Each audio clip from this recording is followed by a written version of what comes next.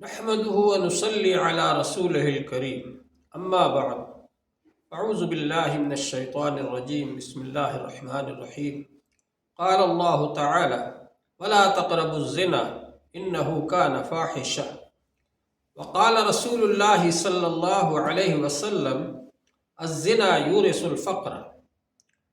محترم حضرات، اللہ جل شانہ نے انسان کو بنایا ہے اور اس کو زندگی گزارنے کا طریقہ بتلایا ہے کہ دنیا میں وہ کس طریقے سے زندگی گزارے گا تو وہ اس کے لیے فائدہ مند ہوگا، اس کی صحت کے لیے، اس کے سماج کے لیے اور زندگی کے لیے، اور کس طریقے سے زندگی گزارے گا تو وہ اس کے لیے نقصان دہ ہوگا، اس کی صحت کے لیے، اس کے سماج کے لیے اور اس کی زندگی کے لیے۔ اللہ جل شانہ نے معاشرتی مسائل میں ہم کو ایک اہم مسئلہ یہ بتلایا کہ زنا سے منع فرمایا۔ زنا کرنا یہ بہت بڑا گناہ ہے، گناہ کبیرہ ہے۔ حضور پاک صلی اللہ علیہ وسلم نے بھی اس سے منع فرمایا اور اللہ جل شانہ نے بھی منع فرمایا۔ ارشاد فرمایا کہ زنا کے قریب بھی نہ جاؤ، یہ تو بے حیائی کا کام ہے اور اللہ کی ناراضگی کا کام ہے اور برا راستہ ہے۔ تو زنا اللہ کی نظر میں بہت ناپسندیدہ چیز ہے۔ اللہ جل شانہ نے انسان کے اندر جو صلاحیت رکھی ہے جنسی لذت حاصل کرنے کی، یہ اس لیے رکھی ہے تاکہ جنسی لذت کے ذریعے مرد اور عورت ایک دوسرے کے قریب آئیں اور اپنی خواہش پوری کریں۔ اصل مقصد یہ ہے کہ اس خواہش پوری کرنے سے آئندہ نسل چلے اور نیک صالح اولاد پیدا ہو، یہ اصل مقصد ہے۔ اور اسی لیے زنا کرنے کو حرام قرار دیا اور نکاح کے ذریعے اپنی خواہش پوری کرنے کو ثواب کا کام بتلایا۔ اگر کوئی شخص زنا کرتا ہے تو ایک طرف وہ اپنی صلاحیت کو غلط جگہ پر ضائع کرتا ہے، اور دوسری بات یہ ہے کہ معاشرے کے اندر وہ بدکاری پھیلاتا ہے۔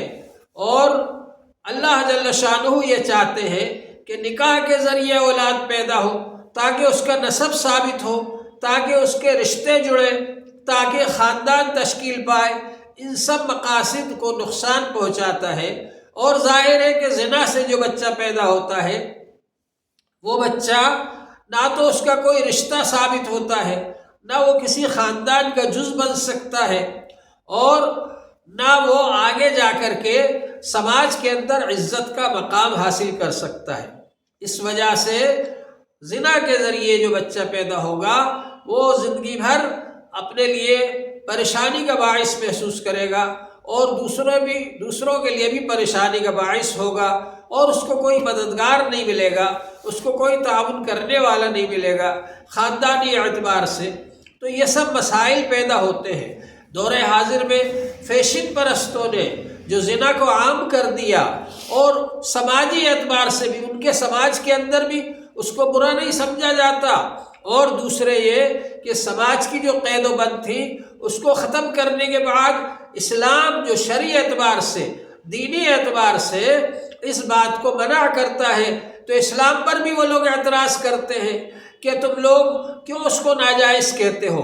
اور وہ یہ کہتے ہیں کہ عورت کو آزادی ہونا چاہیے، مرد کو آزادی ہونا چاہیے کہ جس کے ساتھ چاہے وہ لذت حاصل کرے، جس کو چاہے موقع دے، جس کے ساتھ چاہے زنا کاری کرے، یہ آزادی ہونا چاہیے۔ تو اللہ جل شانہ نے یہ جو قید لگائی ہے اس کی بہت ساری مصلحتیں ہیں، اس کے بہت سارے فائدے ہیں، اس کی بہت ساری حکمتیں ہیں جو آج وہ لوگ نہیں سمجھ سکتے جو کہ عام زندگی گزار رہے ہیں، جو آزادانہ زندگی گزار رہے ہیں، جو حضرات نکاح کے ساتھ زندگی گزار رہے ہیں، اس کے فوائد کو وہی محسوس کرتے ہیں کہ نکاح سے کیا کیا فوائد ہیں۔ حضور پاک صلی اللہ علیہ وسلم کے پاس ایک نوجوان نے آ کر کے سوال کیا کہ اللہ کے رسول، مجھے زنا کرنے کی اجازت دے دیجیے، اس لیے کہ میرا بہت زیادہ دل چاہ رہا ہے۔ تو حضور پاک صلی اللہ علیہ وسلم نے اس نوجوان کو ڈانٹا نہیں، مارا نہیں، بلکہ حضور صلی اللہ علیہ وسلم نے اس سے فرمایا کہ بیٹھ جا، اور یہ فرمایا کہ تو بتا اگر کوئی شخص تیری ماں سے زنا کرے تو اس بات کو پسند کرے گا؟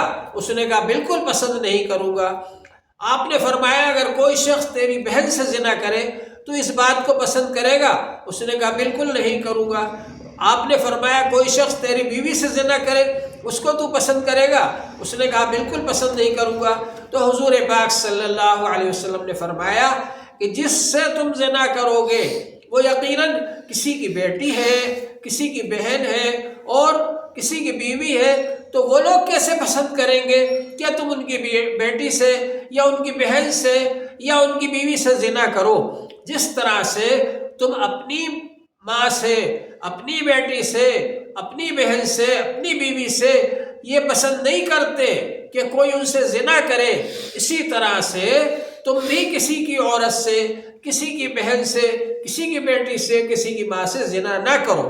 یہ بات اس کی عقل میں آ گئی اور اس نے یہ عہد کر لیا۔ اس کے بعد اس نے کہا اللہ کے رسول آپ یہ دعا کر دیجئے کہ اللہ تعالیٰ میرے دل کو پاک کر دے۔ تو حضور پاک صلی اللہ علیہ وسلم نے اس کے لیے دعا فرمائی۔ تو بہرحال میں یہ عرض کر رہا تھا کہ حضور پاک صلی اللہ علیہ وسلم نے اس نوجوان کو ڈانٹا نہیں، مارا نہیں، بلکہ شفقت اور محبت کے ساتھ ایک عقلی طور پر عقلی دلیل اس کو دی اور عقلی طور پر سمجھایا تو اس کی سمجھ میں آ گیا۔ دور حاضر کے اندر جو ایک آزادانہ معاشرہ لوگوں نے بنا لیا، فیشن پرستوں نے، وہاں پر جو زناکاری ہو رہی ہے، اس زناکاری کی وجہ سے ایک تو یہ کہ ان کا خاندانی نظام بکھر گیا، ایک یہ کہ ان کے رشتے قائم نہیں ہو پاتے، اور اسلام نے تو رشتے قائم کر کے عورت کو عزت دی ہے۔ عورت کو کسی کی ماں بنایا، کسی کی خالہ بنایا، کسی کی پھوپھی بنایا، کسی کی چچی بنایا، کسی کی ممانی بنایا اور نانی بنایا اور دادی بنایا۔ یہ سب رشتے اسلام نے عورتوں کو دے کر ان کی ایک عزت کو قائم فرمایا۔ اور جو لوگ عورت کو یہ سمجھتے ہیں کہ وہ صرف ایک جنسی لذت حاصل کرنے کا ذریعہ ہے اور دنیا میں مزے لینے کا ذریعہ ہے، وہ جوانی میں عورتوں کو ساتھ رکھتے ہیں اور بڑھاپے میں ان کو چھوڑ دیتے ہیں۔ لیکن نکاح کے ذریعے جو رشتہ قائم ہوتا ہے تو میاں بیوی جوانی میں بھی ساتھ رہتے ہیں اور بڑھاپے میں بھی ایک دوسرے کے ساتھ رہتے ہیں اور ایک دوسرے کے دکھ سکھ میں شریک ہوتے ہیں۔ تو اللہ جل شانہ نے یہ نکاح کا پاکیزہ رشتہ جاری فرمایا اور زنا کو منع فرما دیا۔ دور حاضر میں کچھ لوگ ایسے بھی ہیں جو یہ کہتے ہیں کہ اگر کوئی شخص مجبور کر کے زنا کرے، زنا بالجبر کرے، وہ تو خیر منع ہونا چاہیے، لیکن اگر کوئی زنا بالرضا کرے، یعنی عورت بھی اس پر راضی ہو اور مرد بھی راضی ہو، تو اس کی اجازت ہونا چاہیے۔ نعوذ باللہ من ذالک، یہ بھی بہت بڑی غلطی ہے۔ جس طرح سے زنا بالجبر ناجائز ہے اور حرام ہے، ایسے ہی آپس کی رضامندی سے بھی اگر کوئی زنا کرے وہ بھی ناجائز ہے اور حرام ہے۔ اس لیے کہ یہ جسم ہمارے پاس اللہ کی دی ہوئی امانت ہے اور اس کو ہم اسی طریقے پر استعمال کر سکتے ہیں جس طریقے پر اللہ تعالیٰ نے ہم کو جائز طریقہ بتلایا ہے، یعنی نکاح کے ذریعے۔ نکاح کے بغیر اگر کوئی عورت اور مرد یہ چاہے کہ ہم ساتھ رہنے لگے اور ایک دوسرے سے جنسی لذت حاصل کرنے لگے اور مزے حاصل کرنے لگے تو یہ سب کرنا بھی حرام ہے۔ جس طرح سے زنا بالجبر حرام ہے، ایسے ہی زنا بالرضا، آپس کی رضامندی سے زنا کرنا یہ بھی حرام ہے۔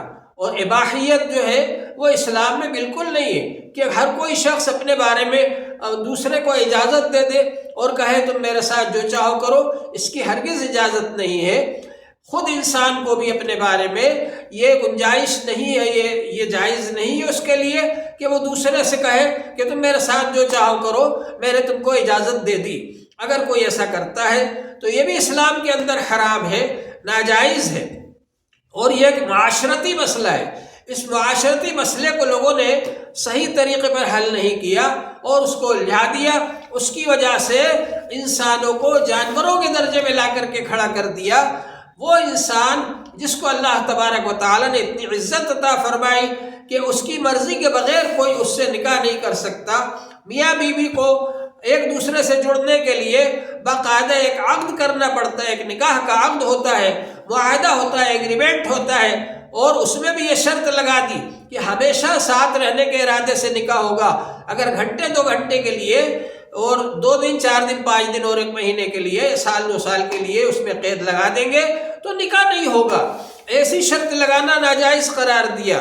نکاح کرنے کے لیے یہ ضروری ہے کہ یہ شرط لگائیں، یہ کہیں کہ ہم زندگی بھر ساتھ رہیں گے، زندگی بھر ساتھ رہنے کے ارادے سے نکاح کریں، اور ہمیشہ ہمیشہ رہنے کا ارادہ ہو کہ ہم ساتھ رہیں گے، ایک دوسرے کا تعاون کریں گے، تو پھر یہ نکاح صحیح ہو جائے گا۔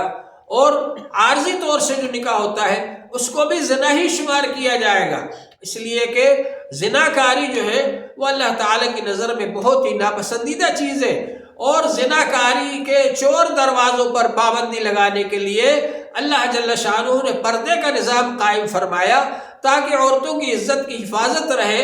جہاں پر عورتیں بے پردہ رہتی ہیں وہاں پر ان کے ساتھ میں زیادہ واقعات ہوتے ہیں، اور اس کے نتیجے میں ان کو بہت زیادہ پریشانیاں برداشت کرنا پڑتی ہیں۔ اور جہاں پر مسلمان پردے کے ساتھ میں رہتے ہیں وہاں پر ایسے حالات بہت کم پیش آتے ہیں۔ تو دنیا کے اندر یہ ایک رواج چل پڑا، اور اس رواج کی وجہ سے وہ لوگ بھی متاثر ہو گئے جو مذہب کو مانتے ہیں، جو دین کو مانتے ہیں، اور انہوں نے بھی بے پردگی کو اختیار کر لیا اور آزادانہ ملنے جلنے کو پسند کر لیا۔ اس کے نتیجے میں زنا کے واقعات بڑھ رہے ہیں، اور اس کی وجہ سے ایک بہت خطرناک بیماری پھیل رہی ہے جس کا نام ایڈز ہے۔ امریکہ کے اندر جہاں پر زنا بہت زیادہ پایا جاتا ہے وہاں پر نہ صرف یہ کہ زنا پھیل رہا ہے، بلکہ امریکہ کے اندر وہ بہت ساری بچیاں وہ بالغ ہونے تک یا بالغ ہونے کے بعد وہ حاملہ ہو جاتی ہیں، اور اس کے نتیجے میں ناجائز بچے پیدا ہوتے ہیں، اور ان ناجائز بچوں کو کوئی سنبھالنے والا نہیں ہوتا، اور وہاں یہ تعداد بڑھتی چلی جا رہی ہے۔ اسی طرح سے افریقہ کے اندر سب سے زیادہ ایڈز کے مریض پائے جاتے ہیں، 1 کروڑ کے قریب وہاں پر ایڈز کے مریض ہیں، اور جگہ جگہ ایڈز کے مریض پائے جا رہے ہیں۔ ہمارے ہندوستان کے اندر 30 لاکھ آدمی، 30 لاکھ مریض ایسے ہیں جو کہ ایڈز کے مریض ہیں، اور 2012 تک 1,40,000 ایڈز کے مرض سے انتقال کر چکے، مر چکے لوگ۔ تو یہ سب ہلاکتیں جو ہو رہی ہیں یہ انسانیت کی ہلاکت ہے، اور انسانوں نے خود اپنے آپ کو ہلاکت میں ڈالا ہے۔ جب اللہ کا قانون توڑ کر ناجائز طریقے سے تعلقات قائم کیے جائیں گے اور اس کے نتیجے میں بیماریاں پھیلیں گی تو اس کے ظاہر بات ہے کہ اس کے نقصانات سارے لوگوں کو برداشت کرنا پڑیں گے۔ اس لیے ضروری ہے کہ ہمارے لوگ، سمجھدار لوگ آگے آئیں اور اس کے خلاف آواز اٹھائیں تاکہ دنیا سے یہ بلا ختم ہو، یہ زناکاری ختم ہو۔ اور یہ زناکاری یہ شیطان کا طریقہ ہے، شیطان اس کے ذریعے سے لوگوں میں بے حیائی اور بدکاری کو پھیلا رہا ہے۔ اور اس کے علاوہ اس کا ایک نقصان یہ بھی ہے کہ زنا کرنے کی وجہ سے اللہ تعالیٰ کی اتنی ناراضگی آتی ہے کہ آدمی رزق سے محروم ہو جاتا ہے۔ الزنا یورث الفقر، زناکاری فقر و فاقے کو پیدا کرتی ہے۔ دور حاضر میں لوگ اس بات کو عام طور سے کہتے رہتے ہیں کہ صاحب ہمارے یہاں سے برکت ختم ہو گئی، ہمارے یہاں سے رزق کی برکت ختم ہو گئی، اور رزق حاصل نہیں ہو پا رہا ہے، اتنی محنت کر رہے ہیں، کوشش کر رہے ہیں، لیکن رزق حاصل نہیں ہو رہا ہے۔ تو اس کی ایک وجہ یہ ہے کہ بے پردگی عام ہو گئی، زناکاری عام ہو گئی، آزادانہ میل جول بہت زیادہ ہو گیا، تو اس کی وجہ سے یہ حالات پیش آ رہے ہیں کہ اللہ تعالیٰ کی نظر جب پھر جائے گی تو رزق سے محرومی ہوگی۔ تو اس کی کوشش ہونا چاہیے کہ ہم اللہ تعالیٰ کا جو بنایا ہوا دائرہ ہے اس دائرے میں رہیں، اور اللہ تعالیٰ نے جو طریقہ بتلایا ہے اپنی خواہش پوری کرنے کا، نکاح کے ذریعے اپنی خواہش پوری کریں۔ اس سے نہ صرف یہ فائدہ ہوگا کہ نکاح کے ذریعے جو بچے پیدا ہوں گے ان کا نسب ثابت ہوگا، ان کے رشتے قائم ہوں گے، ان کے ذریعے خاندان بنے گا، ان کے ذریعے سماج بنے گا، اور پھر سماجی طور پر ایک عزت کے ساتھ میں سب زندگی گزار سکیں گے۔ اللہ جل شانہ ہم سب کو عمل کی توفیق عطا فرمائے۔ وآخر دعوانا الحمد للہ رب